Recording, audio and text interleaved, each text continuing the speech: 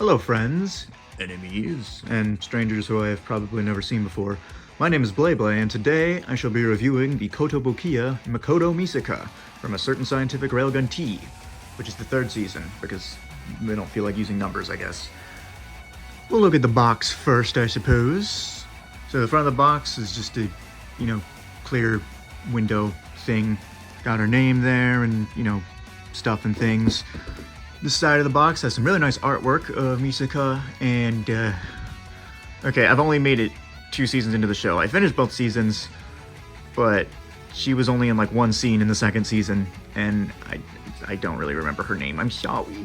It was a cool scene, though. They were about to, like, throw down. They ended up not, but it was totally like, wow, if these two throw down, it's gonna be the coolest thing ever. This side of the box has a weird, fancy window thingy. I guess it's supposed to sort of be like the windows in the Tokyo Wadai School or whatever, but I mean the box doesn't really look like a building, it just looks orangey.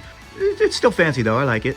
And then the back of the box has some really nice like monochrome artwork of Misaka, the figure, and then some like close-up shots to tell you like, look, bag!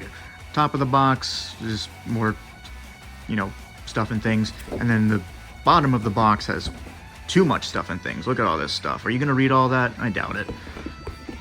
Yeah, I don't always keep boxes, but I kept this one because it's pretty cool.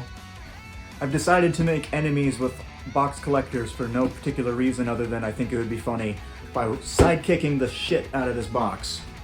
Yeah! Fuck you. So now let's look at the legend herself, Bag-chan. Bag-chan looks super cute. She's got a nice, like, sort of red clay coloring with like a white stripe, which then turns into another white stripe here. Straps are white as well. They even like added in like the little X like stitch things there.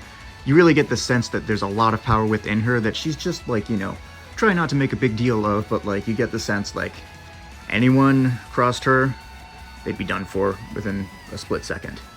So very nice. And she comes with this cool Misaka figure. And for a side figure, this is pretty nice, honestly. Base just has, like... Base is kind of,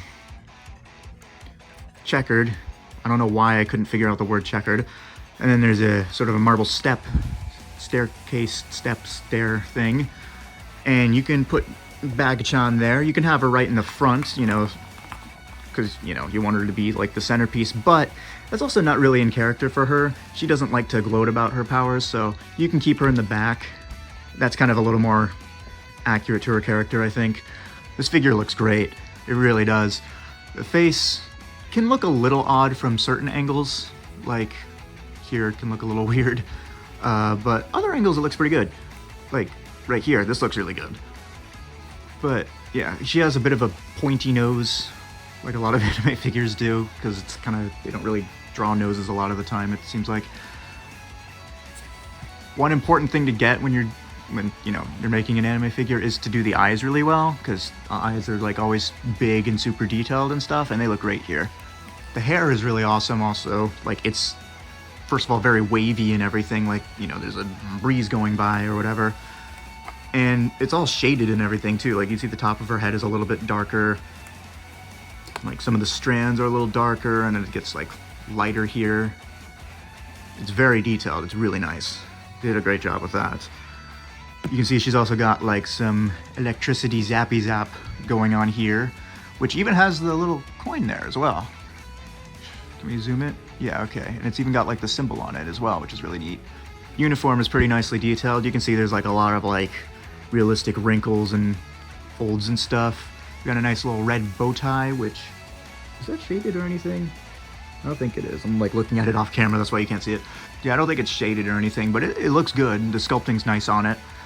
If you look at her wrist, you can actually see like the undershirt there. Yeah, they even sculpted in the nails, which is a really cool touch.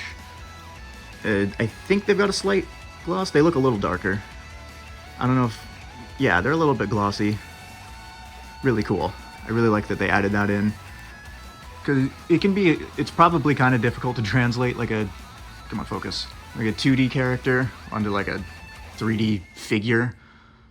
But it does also mean that you can add in some pretty cool details that weren't always there in the series or whatever.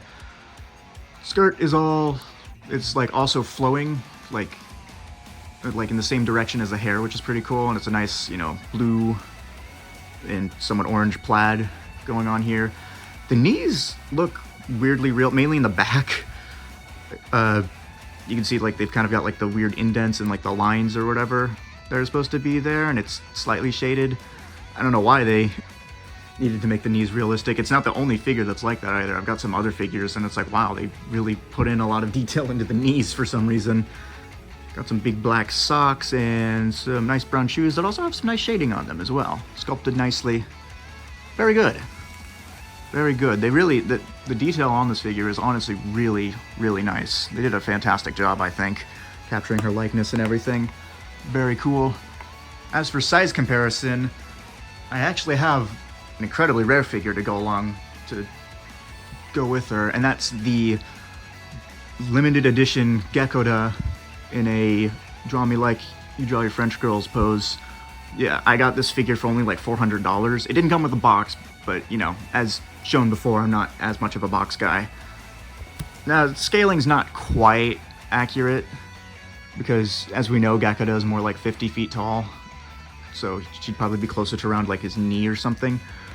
Yeah, I don't really have many Railgun figures. The one other figure I have is another Misaka, and her ankle is broken.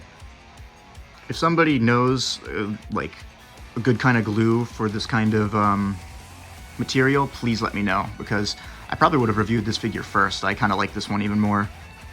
So yeah, my Railgun collection isn't too big right now, but the three figures, well, I guess four, the four figures that I have here are very nice.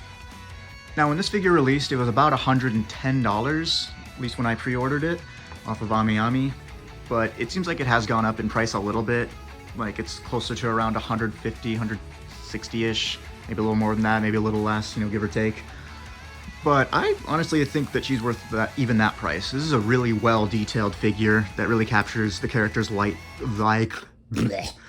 likeness very well, and is probably one of the better Misaka figures out there, at least from what I can tell. There's a good amount of them. So I definitely recommend getting her if you can, even at that price. But whether or not you agree with me on that price being worth it, the one thing that I think we can both agree upon is that this was definitely a video. Bye-bye.